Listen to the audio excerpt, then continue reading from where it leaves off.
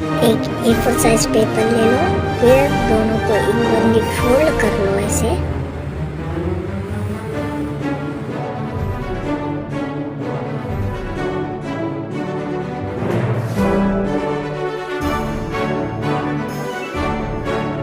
फिर थोड़ा सा फोल्ड कर लेंगे। स्केल की और पेंसिल की मदद से इसको 2 सेंटीमीटर तक मार लेंगे। फिर इसको फोल्ड करेंगे।